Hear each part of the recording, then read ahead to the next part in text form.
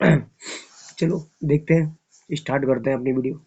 तो welcome to my YouTube channel friends, मेरा नाम मनीष कुमार। आज हम लोग करने वाले हैं हिस्ट्री क्लास, ठीक है। और ये क्लास 7 के लिए है, हजारों वर्ष के दौरान हुए परिवर्तन, ठीक है। तो ये हमारे अतीत का है और पहला चैप्टर है जिसमें हम लोग आज कवर करने वाले हैं। तो आप देख सकते हो जैसे कि ये यहाँ पर ये बुक है अतीत की, ठीक है।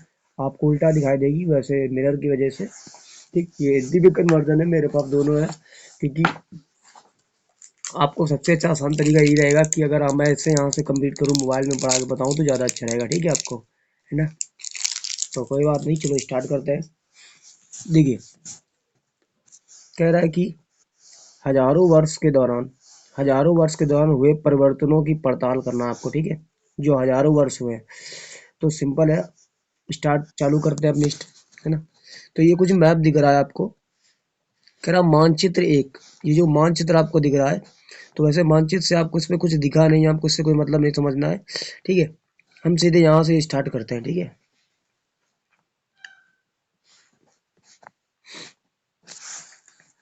कह रहा है कि मानचित्र एक और दो में पर नजर डालिए। मानचित्र एक अरब भूगोलवेता अल इदरीसी ने 1154 में बनाया था। कह रहा है किसने मानचित्र को इसको बनाया था, कि भूगोल भूगोलवेता अल इदरीसी ने इसे 1154 में बनाया था। जहाँ यहाँ जो नक्शा दिया गया वह उसके द्वारा बनाए गए दुनिया के बड़े मानचित्र का एक हिस्सा है और भारतीय उपमहाद्वीप को दर्शाता है। कर मानचित्र दो फ्रांसीसी मानचित्रकार ने 1720 में बनाया था। दोनों नक्शे एक ही इलाके के हैं मगर इनमें काफी अंतर है। कह रहा अल इदरीसी के नक्शे में दक्षिण भारत उस जगह है जहां हम आज उत्तर भारत ढूंढेंगे और श्रीलंका का द्वीप ऊपर की तरफ है। जगहों के नाम नाम आरबी, ये दूसरा देखो, आप मैप देखोगे मानचित्र दूसरा, ठीक। आरबी में दिए गए हैं, किस में दिए गए, आरबी में दिए गए। और कुछ जाने पहचाने नाम भी है, जैसे कि उत्तर प्रदेश में कन्नौज। मानचित्र दो पहले मानचित्र के बनने का लगभग 600 वर्ष बाद बनाया गया था। इस काल विधि पे उपमहाद्वीप के बारे में सूचनाएं काफी बदल गई हैं। ये नक्शा हमें ज्यादातर परिचित लगेगा। इसमें विशेषकर तटीय इलाकों के बारे ब्यौरा देखकर आश्चर्य होता है। क्या यूरोप के नाविक तथा व्यापारी अपना समुद्र यात्रा करने के लिए इसी नक्शे का इस्तेमाल करते थे। कह रहा अध्याय 6 में देखो, आगे अध्याय 6 में आपको मिलेगा, ठीक है। अब देखो इसके बारे में मैप देख लेते हैं हम लोग। ये हमारा मानचित्र आपको दिख रहा होगा वीडियो, ये मानचित्र दूसरा है हमारा, और ये वाला हमारा मानचित्र पहला है, ठीक है। अगर आप ध्यान से देखोगे तो ये मानचित्र हमारा पहला है, ठीक। अब इसके बारे में पढ़ लेते हैं किसने क्या बनाया था। कह रहा है कि 12वीं सदी के भूगोलवेता अल इदरीसी का बनाया हुआ दुनिया का नक्शे का एक हिस्सा है जिसमें भारतीय उपमहाद्वीप के भूमि समुद्र को दिखाया गया है। ये किसके द्वारा बनाया गया था, अल इदरीसी के द्वारा बनाया गया था, ठीक। कब बनाया गया था, 1154 में, ठीक। दूसरा ये जो मानचित्र आपको दिख रहा है वैसे बहुत बड़ा है, ठीक। दूसरा मानचित्र की बात करते हैं कि 18वीं सदी के आरंभ में गियोलाम द लिसले के एटलस नूवो के अनुसार यह उपमहाद्वीप है, ठीक। अगर आप इसको देखने की कोशिश करोगे तो मैं जूम करता हूँ, तो ये बहुत ही विजुलाइज है, जो इसमें बहुत ही छोटा छोटा आपको दिखाई देगा, लेकिन आपको इससे मतलब नहीं है। ये इंडिया हमारा दिख रहा है, आपको दिख रहा होगा, ठीक। ये इंडिया हमारा पार्ट है ना।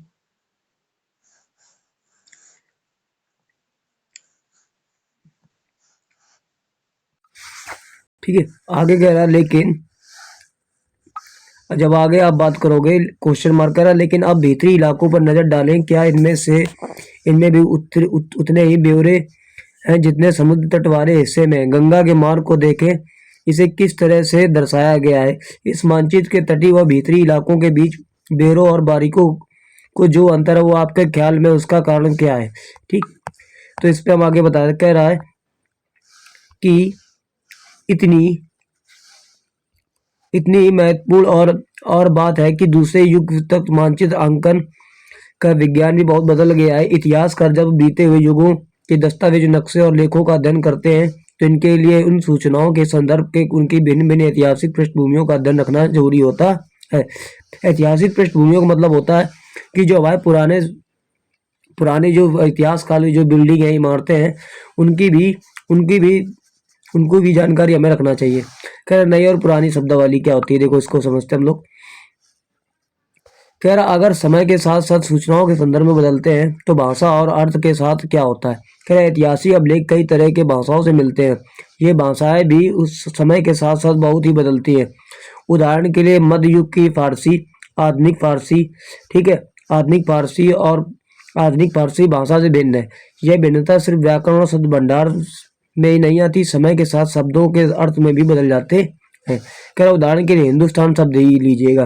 कह रहा आज हम इसे आधुनिक राष्ट्र भारत के अर्थ में लेते हैं, किसको, हिंदुस्तान को, ठीक। कह रहा 13वीं सदी में जब फारसी के इतिहासकार, फारसी कौन से इतिहासकार, मिनहाज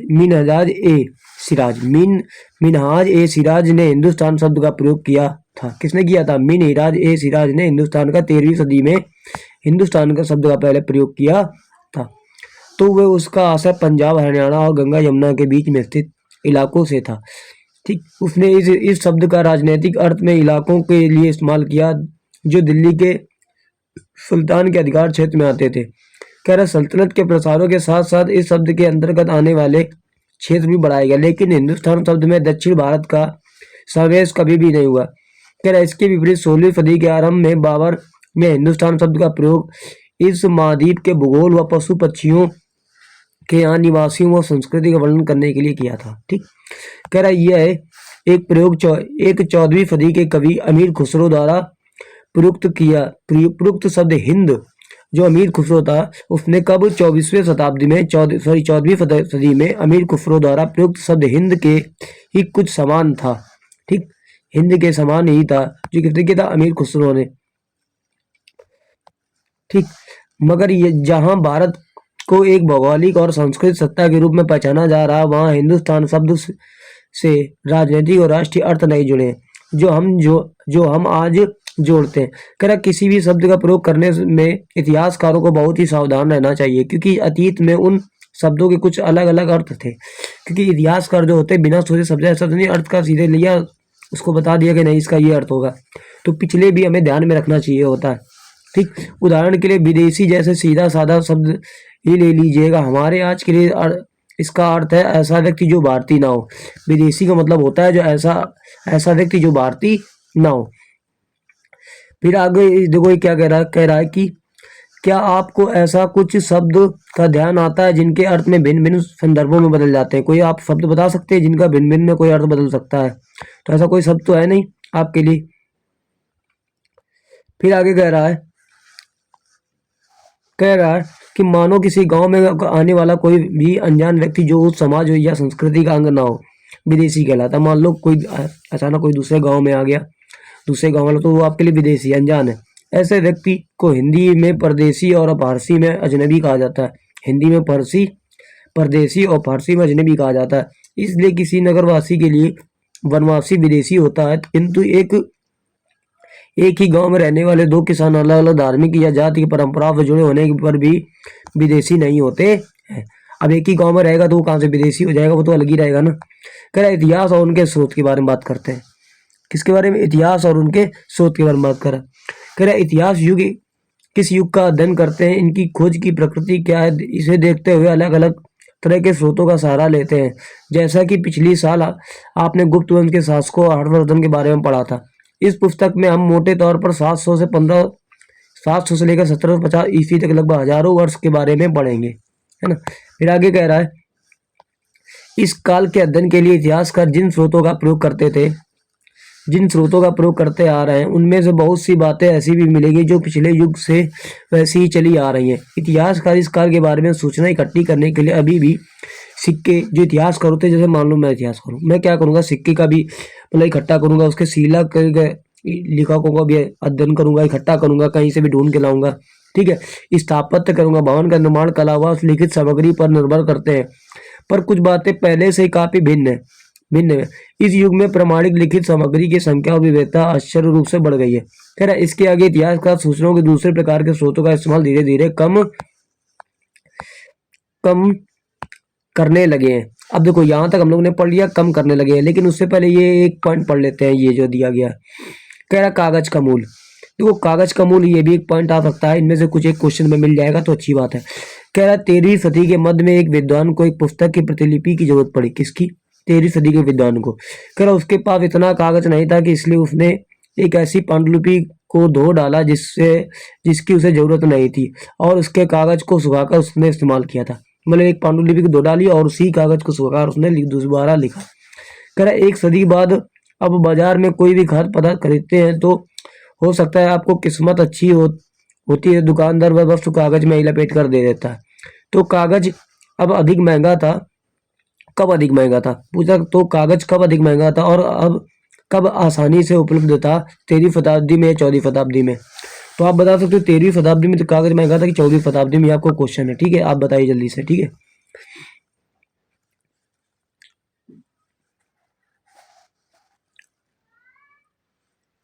ठीक, उसके बाद कह रहा है कि इस समय के दौरान कागज क्रमशः सस्ता होता था और बड़े पैमाने पर उपलब्ध होने भी लगा था। लोग धर्म ग्रंथ, शासकों के वृत्तांत, संतों के लेखन तथा उपलब्ध अर्जियां, अदालतों के दस्तावेज, हिसाब, करों के खाते आदि लिखने में इसका उपयोग करने लगे। कह रहा धनी व्यक्ति, शासक, जन, मठ तथा मंदिर पांडुलिपियां एकत्रित करते थे। इन पांडुलिपियों को पुस्तकालयों तथा अभिलेखों में रखा जाता था। कहाँ रखा जाता था इन पुस्तकालयों को? है ना, अभिलेखागारों में रखा जाता था पांडुलिपियों को, पुस्तकालयों को। कह रहा इन पांडुलिपियों तथा दस्तावेज के इतिहासकारों को बहुत सारी विस्तृत जानकारी मिलती है। कह रहा मगर साथ ही इनका उपयोग कठिन है। क्या है? इनका साथ ही उपयोग करना कठिन है, ठीक है। अब उसके पहले ये हम लोग ये जो पॉइंट दिया गया ये पढ़ लेते। कह रहा अभिलेखागार क्या होता है, जो अभी हमने ये शब्द पढ़ा, अभिलेखा, ठीक। कह रहा ऐसा स्थान जहाँ दस्तावेज पांडुलिपियों को संग्रहित किया जाता है उसको अभिलेखागार कहते हैं। कह रहा आज सभी राष्ट्रीय राज्य सरकार के अभिलेखागार होते हैं जहाँ वे अपने तमाम पुराने सरकारी अभिलेखों और लेन देन के ब्यौरों को रिकॉर्ड कर रखते हैं, ठीक। आगे कह रहा है उन दिनों छापे खाने तो नहीं थे, इसलिए लिपिक या नकल नवीस हाथ से ही पांडुलिपियों को प्रतिकृति बनाते थे। अगर आपने कभी किसी मित्र के गृहकार की नकल उतारी है तो आप जानते होंगे कि काम आसान नहीं है।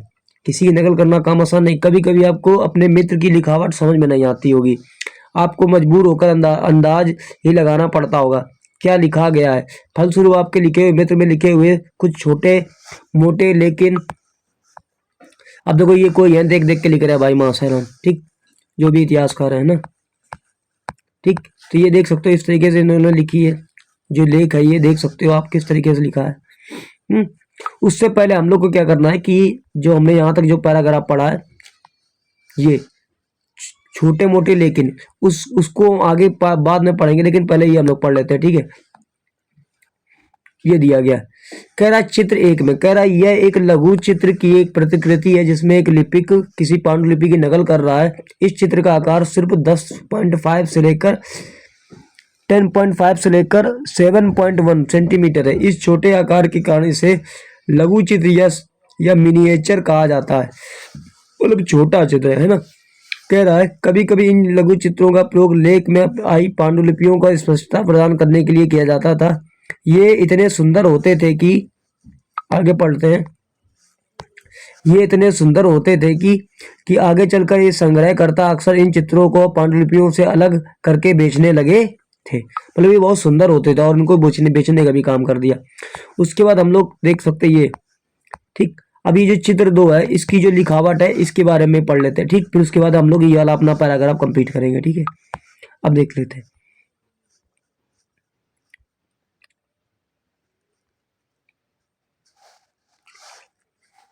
कह रहा लिखावट के विभिन्न प्रकार की शैलियों के कारण फारसी और अरबी पढ़ने में कठिनाई हो सकती थी।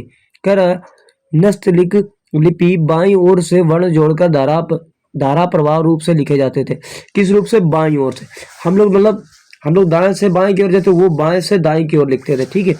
फिर अब जैसे फारसी हो गई, अरबी जानकारों के लिए इस लिपि को पढ़ना आसान होता था। कह रहा है शिक्षित लिपि दाईं ओर से अधिक सघन और संक्षिप्त और कठिन है। कौन है? शिक्षित लिपि। कौन दी? शिक्षित लिपि, ठीक। अब हम लोग क्या करना है, ये वाला पैराग्राफ अपना पढ़ना है, ठीक है। कह रहा महत्वपूर्ण अंतर आ जाते होंगे। कह रहा पांडुलिपि की प्रतिलिपि बनाने में भी कुछ यही होता था कि प्रतिलिपियां बनाते हुए लिपिक छोटे मोटे फिर बदल करते चलते थे। कहीं कोई शब्द कहीं और कोई वाक्य और सदी दर सदी प्रतिलिपियों को भी प्रतिलिपियां बनती रहती थी, अतः एक ही मूल ग्रंथ को भिन्न भिन्न प्रतिलिपियां एक दूसरे में बहुत ही अलग हो गई। इसमें बड़ी गंभीर समस्या उत्पन्न हो गई, क्योंकि आज हम लेखक की मूल पांडुलिपियां शायद ही कहीं मिलती हैं। इसके बाद लिपिक द्वारा बनाई गई प्रतिलिपियों पर ही पूरे तरह पर निर्भर रहना पड़ता था। इसलिए इस बात का अंदाजा लगाने के लिए मूलतः लेखक ने क्या लिखा था, इतिहासकार को एक ही ग्रंथ के विभिन्न प्रतिलिपियों का अध्ययन करना पड़ता था। मतलब एक ही लिपि लिखने के लिए विभिन्न प्रकार की प्रतिलिपियों का अध्ययन करना पड़ता था। कह रहा है कि कई बार लेखक स्वयं भी समय समय पर अपने मूल वृत्तांत में संशोधन करते रहते थे। कह रहा 14वीं शताब्दी के इतिहासकार जियाउद्दीन बर्नी, कौन, जियाउद्दीन बर्नी ने अपना वृत्तांत पहली बार 1356 में ही और दूसरी बार उसके 2 वर्ष के बाद लिखा था। कह रहा दोनों में अंतर है, लेकिन 1971 तक इतिहासकारों को पहली बार वाले वृत्तांत की जानकारी ही नहीं थी। यह पुस्तकालयों के विशाल संग्रह में ही कहीं दबा पड़ा था। ठीक, आगे बात करते हैं नए सामाजिक और राजनीतिक समूह। कह रहा सन 700 और 1750 के बीच के हजारों वर्ष के अध्ययन के इतिहासकार के आगे भारी चुनौती रखता था। कह रहा मुख्य रूप से इसलिए इसे पूरे काल में बड़े पैमाने पर अनेक तरह तरह के परिवर्तन हुए। कह रहा इस काल में अलग अलग समय पर नई प्रौद्योगिकी के दर्शन होते थे, जैसे सिंचाई में रहट, कताई में चरखे और युद्ध में आग्नेयास्त्र बारूद वाले हथियार का इस्तेमाल। इस उपमहाद्वीप में नए तरह के खान पान भी आया, जैसे आलू, मक्का, मिर्च, चाय और कॉफी। ध्यान रहे कि ये तमाम परिवर्तन प्रौद्योगिकी और फसलों, इन लोगों के साथ आए हुए और नए विचारों भी लेकर आए थे। कह रहा परिणाम स्वरूप यह काल आर्थिक, राजनीतिक, सामाजिक और सांस्कृतिक परिवर्तनों का भी काल रहा है। किसका? राजनीतिक, आर्थिक, सामाजिक और सांस्कृतिक परिवर्तन का भी काल रहा है। कह रहा अध्याय 5, 6, 7 में इनसे कुछ बारे में आप जानेंगे। अब ये अध्याय जो 5, 6, 7 अभी तुमने पहले ही पढ़ रहा है ना। कह रहा इस युग में लोगों को गतिशीलता, एक स्थान से दूसरे स्थान पर आना जाना बहुत ही बढ़ गया था। कह रहा अवसर की तलाश में लोग झुंड झुंड के दूर दूर की यात्रा करने लगे थे। इस उपमहाद्वीप में अपार संपदा और अपना भाग गढ़ने के लिए संभावनाएं मौजूद थी। इस काल में जिन समुदाय का आप देख सकते हो, ये जो चित्र दिख रहा है आपको, ये क्या है? ये एक तरीके का कोई मतलब कोई हल वगैरह है ना, जो पहले गांव में जो बैल के पीछे बांध के चलाया जाता, शायद वो है ना, शायद मेरे हिसाब से। ठीक,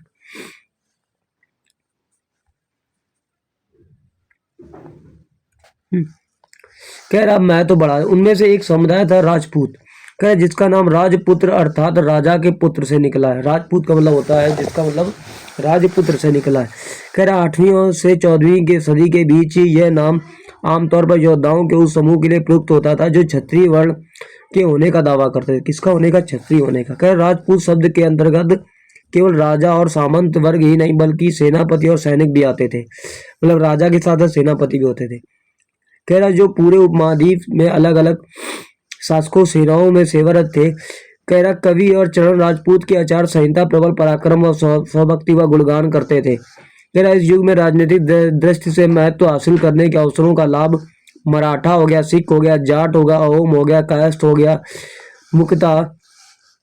मुख्यतः लिपियों और मुंशियों का कार्य करने के वाली जाति आदि समूह ने भी उठाया था। ठीक, आगे बात कर लेते हैं, हम लोग इस पॉइंट के बारे में बात कर लेते हैं। ठीक, अभी देखो ये जो पर्यावास है, ये आप जो देख रहे हो, ये जो पर्यावास का इस शब्द का ये मतलब है, लेकिन पढ़ लेते हैं। कह रहा है पर्यावास, इसका तात्पर्य किसी भी क्षेत्र में पर्यावरण और वहां के रहने वालों की सामाजिक और आर्थिक जीवन शैली से। पर्यावास का मतलब होता है जहां पर कोई रहता है, उस पर्यावरण के अंदर के बारे में बता रहा है कि पर्यावरण, वहां के रहने वाले सामाजिक और आर्थिक जीवन शैली को ही पर्यावास कहते हैं, है ना। चलो अब आगे देखते हैं। कह रहा इस पूरे काल के दौरान क्रमशः जंगलों की कटाई हो रही थी और खेती का इलाका बढ़ता जा रहा था। कुछ क्षेत्रों में यह परिवर्तन अन्य क्षेत्रों की अपेक्षा अधिक तेजी से और पूरे तरह पर हुआ। कह रहा पर्यावास में परिवर्तन के कारण कई वनवासियों को मजबूर होकर अपने स्थान छोड़ना पड़ा। मतलब जो वनवासी, मतलब जो वन में रहते थे, वहां को उनको अपनी जगह छोड़कर जाना पड़ा। कह रहा कुछ और वनवासी जमीन की जुताई करने लगे और कृषक बन गए। कृषकों के ये नए समूह क्षेत्रीय बाजार, मुखियाओं, पुजारियों, मठों और मंदिरों से प्रभावित होने लगे।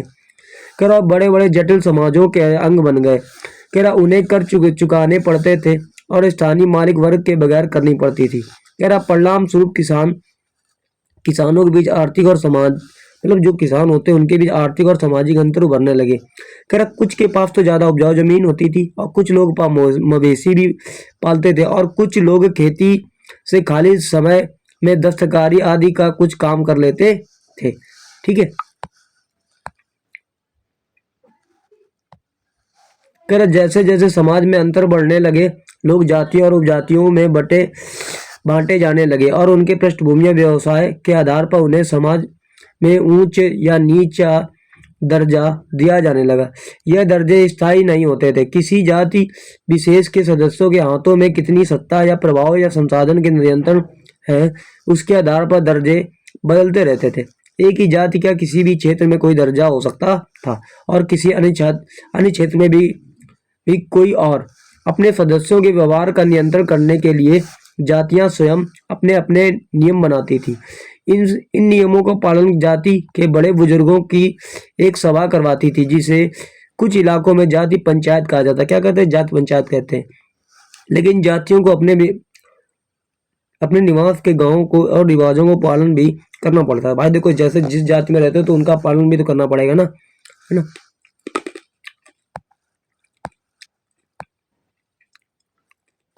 ठीक, पालन भी करना पड़ता है। इसके अलावा कई गांवों और मुखियाओं का शासन होता था जो मिलजुल कर किसी राज्य की छोटी इकाई भर होती थी।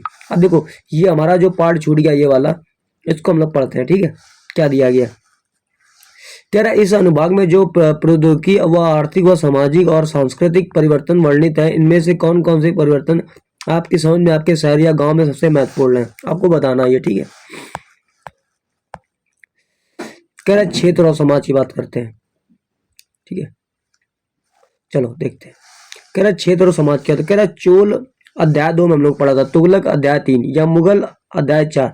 कह रहा ये अध्याय 4 जैसे बड़े बड़े राज्यों के अंतर्गत कई सारे क्षेत्र आते थे। कह रहा दिल्ली सुल्तान गयासुद्दीन बल्लभ 1266 से 1287 प्रशंसा में एक संस्कृत प्रशस्ति के उदाहरण के लिए अध्याय 2। इसमें एक विशाल साम्राज्य का शासक बताया गया जो पूर्व में बंगाल गौड़ से लेकर पश्चिम में अफगानिस्तान के गजनी तक फैला हुआ था और जिसमें संपूर्ण दक्षिण भारत द्रविड़ भी आ जाता था। कह रहा गौड़ आंध्र प्रदेश केरल, जो गौड़ है आंध्र प्रदेश है, केरल है, कर्नाटक है, महाराष्ट्र है, गुजरात है। भिन्न भिन्न क्षेत्रों के लोग सेना के आगे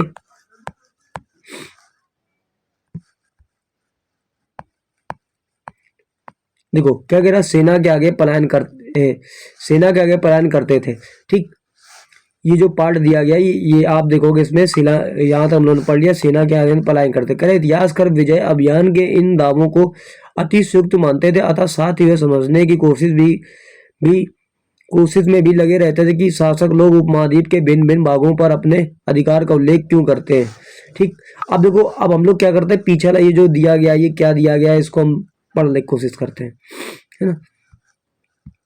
अब यहाँ पे मानचित्र ये तीसरा हमारा दिया गया। ठीक है, मानचित्र तीसरा उसके बारे में थोड़ा हम लोग पढ़ लेते हैं। कह रहा है कि मिस्र के सियाबुद्दीन उमरी, कौन? मिस्र के सियाबुद्दीन उमरी द्वारा रचित मासलिक अल अबसर फी मामालिक अल अमसर के अनुसार मोहम्मद तुगलक के राज्यकाल में दिल्ली सल्तनत के अंतर्गत आने वाले प्रांत, किसके? दिल्ली सल्तनत के अंतर्गत आने वाले प्रांत।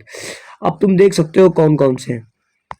कह रहा है अब ये देखो आपको किस लैंग्वेज में लिखी, ये रोमन में लिखी। कह रहा सिविस्तान, उच्च और मुल्तान, कलानौर, लाहौर, समाना, ठीक, और सुरसुती, कुहराम, हांसी, दिल्ली, बदायूं, कन्नौज, काड़ा, अवध, बिहार, लखनौती, जाजनगर, मालवा, गुजरात, देवगिरी, तेलंगाना, तवांग और द्वार समुद्र, मावार, ये सब आते थे। ठीक है,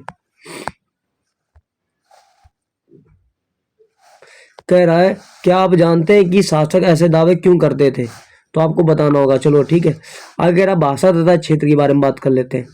कह रहा सन 1318 में कवि अमीर खुसरो ने इस बात पर गौर किया था कि इस देश में हर क्षेत्र का एक अलग अलग भाषा है। सिंधी, लाहौरी, कश्मीरी और द्वार समुद्री जो दक्षिण कर्नाटक में, तेलंगानी आंध्र प्रदेश की है, गुजरी गुजरात की है और मायाबारी तमिलनाडु की, गौड़ी बंगाल की है, अवधी पूर्वी उत्तर प्रदेश की और हिंदवी दिल्ली के आसपास के क्षेत्रों की है ना। तो इसके बारे में हम लोग बात करते हैं। कह रहा है कि अमीर खुसरो ने बतलाया कि इन भाषाओं के विपरीत एक भाषा संस्कृत भी है। कैसी है? संस्कृत भी है, जो किसी विशेष क्षेत्र में भी नहीं है। यह एक प्राचीन भाषा है जो इसे केवल ब्राह्मण जानते हैं, आम जनता नहीं जानती। देखो सबसे ज्यादा ब्राह्मणों की ये भाषा ही आती है, ठीक है। कह रहा अमीर खुसरो द्वारा उल्लिखित भाषाओं की सूची बनाइए और इस सूची इन भाषाओं के नामों को बनाइए जिनमें से द्वारा उल्लिखित क्षेत्रों में आज बोली जाती है। जो नाम में से उन रेखांकित कीजिए और उन पे नाम ना बिन चरणों को घेरा खींचिए, ठीक है। तो ये सब आपको बनानी है ना, और तो हमारा कुछ इधर है नहीं। चलो आगे देखते हैं। ये यहां से हम लोग पढ़ते हैं।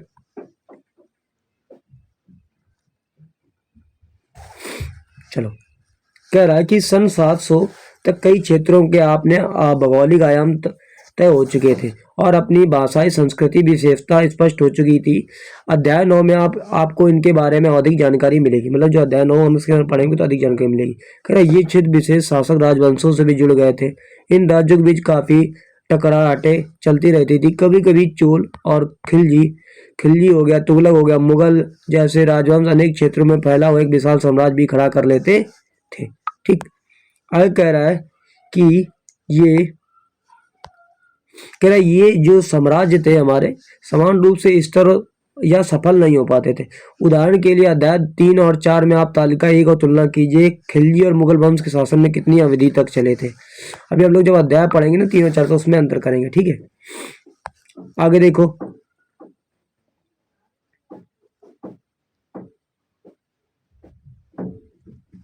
चलो यहां से हम लोग पढ़ना स्टार्ट करते हैं हम लोग, ठीक है। देखो कह रहा है कि 18वीं शताब्दी में मुगल वंश के पतन के ढलान पर था। कहाँ पे था? 18वीं सदी में मुगल क्या था? मतलब उसका पतन हो गया था। कह रहे फलस्वरूप क्षेत्रीय राज्य फिर से उभरने लगे थे, ठीक। लेकिन वर्षा से जो क्षेत्रीय साम्राज्य का शासन चल रहा था उससे क्षेत्रों की प्रकृति बदल गई थी।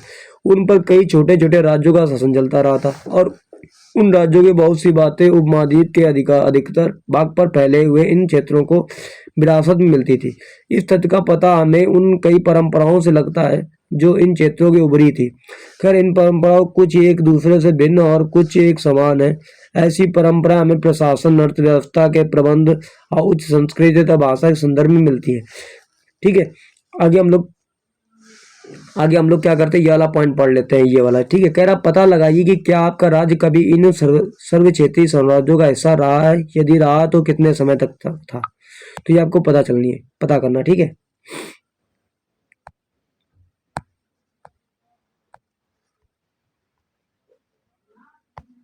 चलो आगे देखते हैं। कह रहा है कि और कुछ ही ऐसे समान जहां ऐसी परंपराएं हमें प्रशासन, अर्थव्यवस्था के प्रबंधन व उच्च संस्कृति तथा भाषा संदर्भ मिलती हैं जो सन 700 लेकर 1750 के बीच के हजारों वर्ष में इन प्रवृत्ति के क्षेत्रों में जो हमारी प्रकृति वो एक दूसरे से कटकर अलग अलग नहीं पनपती थी। हालांकि उनके चरित्र में अपनी विशेषताएं बनी रहती थी, मगर समन्वय व सर्व क्षेत्रीय ताकतों का प्रभाव भी उन पर पड़ा रहता था, है ना। अब देखो बात करते हैं पुराने और नए धर्म की बात करते हैं। देखो पुराने और नए धर्म की बात कर लेते हैं। कह रहे इतिहास के जिन हजारों वर्षों की पड़ताल हम कर रहे हैं उनके दौरान धार्मिक परंपराओं में कई बड़े परिवर्तन आए। कह रहा दैविक तत्वों में लोगों की आस्था कभी कभी बिल्कुल ही व्यक्तित्व स्तर पर होती थी। कह रहा मगर आमतौर पर इस आस्था का स्वरूप सामूहिक होता था।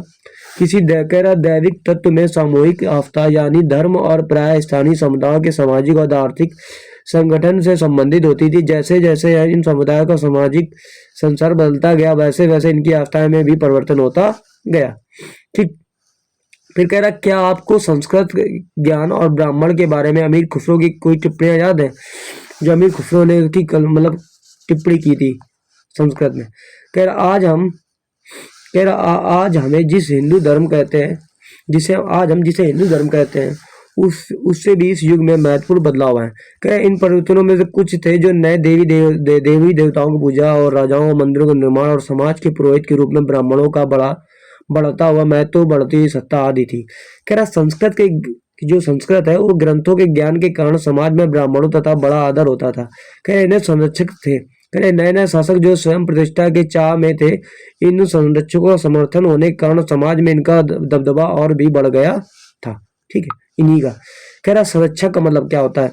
कह रहा संरक्षक का मतलब होता है कि कोई प्रभावशाली धनी व्यक्ति जो किसी कलाकार या शिल्पकार या विद्वान या अभिजात जैसे अन्य किसी व्यक्ति को मदद या सहारा दे, उसको संरक्षक कहते हैं। ठीक है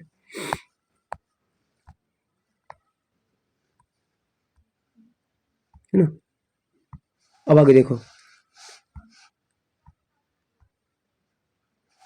कह रहा इस युग में महत्वपूर्ण परिवर्तन भक्ति की अवधारणा के रूप में आया है।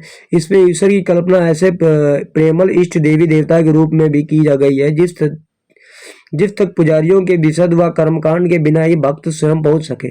कह रहे इस समय में हम और साथ ही दूसरी परंपराओं के बारे में आपको अधिक जानकारी मिलेगी। कब? अध्याय 8 में जब हम लोग पढ़ेंगे तब अधिक जानकारी मिलेगी। उसके लिए आप वीडियो तक बने रहिएगा। ठीक है, कह रहा है यही वह युग था जिसमें उपमहाद्वीप में नए नए धर्मों का आगमन हुआ। कुरान शरीफ का संदेश भारत में पहले पहले 7वीं सदी में व्यापारियों और आप्रवासियों के जरिए पहुंचा। कर मुसलमान कुरान शरीफ को अपना धर्म ग्रंथ मानते थे, केवल एक ईश्वर अल्लाह की सत्ता को स्वीकार करते थे, जिसका प्रेम करुणा और उदारता अपने में आस्था रखने वाले हर व्यक्ति को गले लगाता था, चाहे उस व्यक्ति का सामाजिक पृष्ठभूमि हो, चाहे कुछ भी रही हो। ठीक है, आगे देखो, कह रहा है कई शासक इस्लाम और उसके विद्वान धर्मशास्त्रियों और न्याय शास्त्री अर्थात उलेमा का संरक्षण देते थे। कह रहा हिंदू धर्म की ही बात इस्लाम के अनुयायियों में भी अपने धर्म को अलग अलग तरह तरह से व्याख्या करते थे।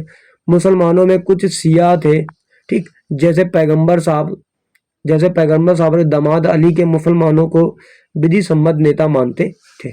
कह रहा और कुछ सुन्नी थे जो खलीफाओं के प्रभुत्व को स्वीकार करते थे। इस्लाम के आरंभिक दौर में इस धर्म के नेतृत्व करने वाले का है ना खलीफा कहलाते थे और इससे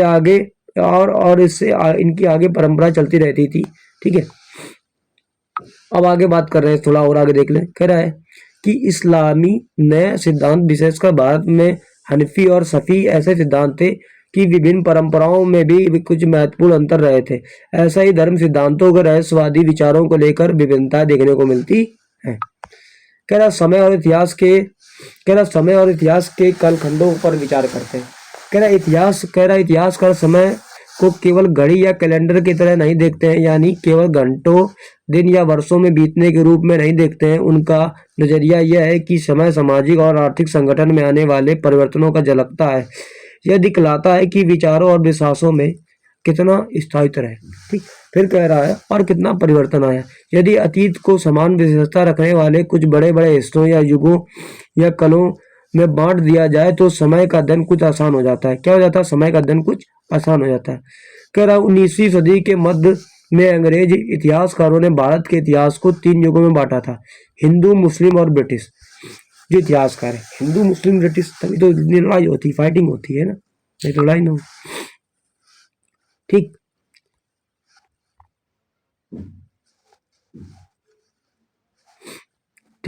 कह रहा है कि शासकों का धर्म एकमात्र महत्वपूर्ण ऐतिहासिक परिवर्तन होता है और अर्थव्यवस्था और समाज और संस्कृति में और कोई भी बदलाव महत्वपूर्ण नहीं था। कह रहा है इस दृष्टिकोण में उपमहाद्वीप का अपार विविधता की अपेक्षा हो जाती थी।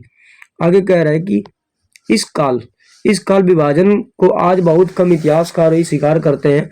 अधिकतर इतिहासकार आर्थिक और सामाजिक कारकों के आधार पर ही अतीत के विभिन्न कालखंडों की व्यवस्था तय करते हैं। कह रहा पिछले साल आपने जो इतिहास पढ़े थे उसमें प्राचीन समाज में कई प्रकार के समावेश थे, जैसे शिकारी थे, संग्राहक प्रारंभिक दौर के कृषि कर्मी थे, शहरों और गांव के निवासी प्रारंभिक दौर के राज और साम्राज्य। इस साल आप जो इतिहास पढ़ेंगे वो प्राय मध्यकालीन इतिहास ही कहा जाता है। जो इतिहास पढ़ा वो कैसा मध्यकालीन इतिहास के बारे में बात कर रहा है। इसमें आपको कृषक समाजों का विस्तार, क्षेत्रीय सामाजिक क्षेत्रों में उदय और कभी कभी तो ग्रामवासियों और वनवासियों की कीमत पर प्रधान धर्मों के रूप में हिंदू धर्म और इस्लाम धर्म विकास, यूरोप से व्यापारिक कंपनियों में आगमन के बारे में विस्तार जानकारी मिलेगी। जितनी भी कंपनियां हैं उनके बारे में हम लोग पढ़ेंगे, है ना। आगे कह रहा है भारत के इतिहास के ये 1000 साल अनेक बदलावों के साक्षी रहे हैं। ठीक, कह रहा आखिर 16वीं और 18वीं शताब्दी, 8वीं और 11वीं शताब्दी में काफी भिन्न थी, इसलिए इस सारे काल को एक ऐतिहासिक इकाई के रूप में देखना समस्या से खाली नहीं था। फिर मध्यकाल की तुलना प्राय आधुनिक काल से की जाती है। खैर आधुनिकता के साथ साथ भौतिक उन्नति और बौद्धिक प्रकृति का भाव भी जुड़ा है। खैर इससे आशा यह निकलता है कि मध्यकालीन रूढ़वादी था और इस दौरान कोई परिवर्तन हुआ ही नहीं, लेकिन हम जानते हैं कि ऐसा नहीं था। ठीक, आगे कह रहा है कि इन हजार वर्षों के दौरान इस महाद्वीप में समाज में प्राय परिवर्तन आते रहे और कई क्षेत्रों में अर्थव्यवस्था इतनी समृद्ध हो गई थी कि इसने यूरोप और व्यापारिक कंपनियों को भी आकर्षित करने का आरंभ कर दिया था। इस पुस्तक को पढ़ते समय आप परिवर्तन के चिन्हों तथा यहाँ के सक्रिय ऐतिहासिक प्रक्रियाओं पर ध्यान देते चलें, और जब भी संभव हो इस पुस्तक में आप जो पढ़ रहे हैं उसकी तुलना आप पिछले वर्षों पढ़ी हुई बातों से करने की कोशिश करें, जहाँ यही संभव है कि देखें कि बदलाव हुए हैं और कुछ ही नहीं। और आज मैं अपने पास दुनिया में जो नज़र डालकर भी देखें और भी क्या कुछ बदला है या वैसा ही है। देखो दुनिया में हर चीज़ बदलता रहता है, ठीक, कुछ भी वैसा नहीं रहता है ना। अब कह रहा कल्पना करें, देखो ध्यान समझो, कह रहा कल्पना करें आप इतिहास करें। इस अध्याय में निम्नलिखित कई विषय आर्थिक, सामाजिक और राजनीतिक इतिहास चुनिए।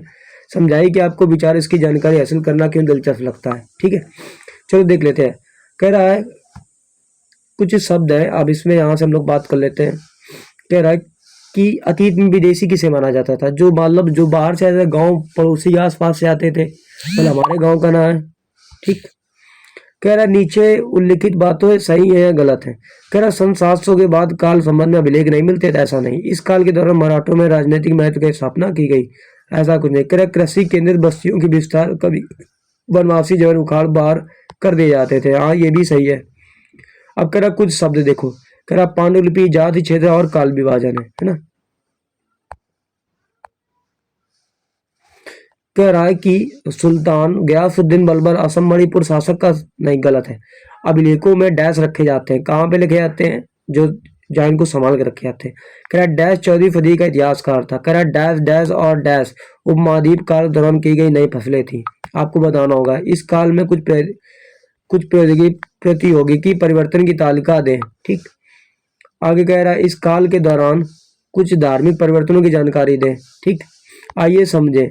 कह रहा पिछली कई शताब्दियों में हिंदुस्तान शब्द का अर्थ कैसे बदलता रहा, यह भी आपको बताना है। जातियों के मामले में कैसे नियंत्रित किए जाते हैं। कह रहा सर्व क्षेत्रीय साम्राज्य से आप क्या समझते हैं, यह भी आपको इसी में पढ़ के बताना है। क्या ठीक, कह रहा पांडुलिपियों का उपयोग इतिहासकार के सामने कौन कौन समस्या आती थी, वही बता रहे ना। कुछ पांडुलिपियां जल जाती थी या कुछ की भाषा नहीं समझ में आती थी। कह रहे इतिहासकार अतीत को कालों या युगों में कैसे विभाजित करते थे, इस कार्य में उनके समझाने की कठिनाई आती होगी, बताइए आगे। कह रहा आइए करके देखें। ठीक, तो आपको ये पढ़ लेना है, ठीक है। और ये हमारा चैप्टर पूरा कंप्लीट हो गया। तो हमारा जो पहला चैप्टर था, ठीक, वो पूरा कंप्लीट हो गया है। अगर आप देखोगे तो इतना बड़ा चैप्टर था, ठीक। तो ये हमारा पहला जो चैप्टर था, हजारों वर्षों के दौरान हुए परिवर्तनों की पड़ताल, ये हमारा चैप्टर कंप्लीट हो गया है। वीडियो पे बने रहिए और सेकंड वीडियो पर आइए, आप देखिए, आपको बहुत इंटरेस्टिंग मजा आएगी पढ़ने में, ठीक है। और ऐसे हम लोग सीटेट का एग्जाम क्लियर कर लेंगे, ठीक। सीटेट के लिए भी सही है, केवीएस के लिए सही, आपने थंबनेल तो देख ही लिया होगा।